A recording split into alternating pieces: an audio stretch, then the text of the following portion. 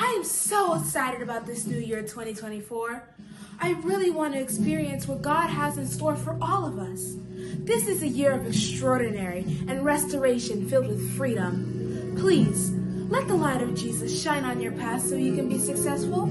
Trust me, He will grant you all the petition of your heart. Now please, listen to this.